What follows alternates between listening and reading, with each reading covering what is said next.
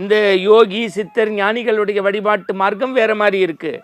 உருவ வழிபாடு பண்ணுறவங்க வேறு மாதிரி இருக்குது. இன்னும் சில பேர் வாங்க, கோவில் சிலையாக இருக்கக்கூடிய ஆண்டவனுக்கு நிலையாக பாடாபிஷேகம், பன்னீர், பஞ்சாமிர்தம், தேன், திரவியப்பொடி எல்லாம் அபிஷேகம் பண்ணி தூபதீப ஆராதனை காட்டி வஸ்திரம் சாஸ்தி கண்ணில் அரகரான்னு போட்டுக்கிறாங்களே, அது ஒரு வித பக்தி. சில பேருக்கு நான் இன்றைக்கி எவ்வளவு மனங்குளிர தெரியுமா ஆண்டவனுக்கு அபிஷேகம் பண்ணி பார்த்தேன். அப்போ அந்த வழிபாடு இல்லையா இருக்குது.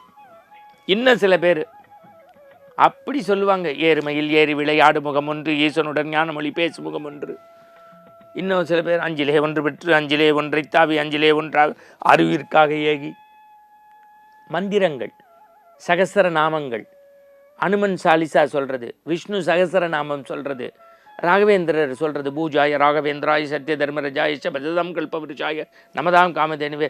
வியாழக்கிழமையில் 108 முறை சொல்லி அச்சதை போட்டுக்காமல் அண்ணன் தண்ணி ஆகாரம் சாப்பிடாதவங்களே எனக்கு தெரியும்.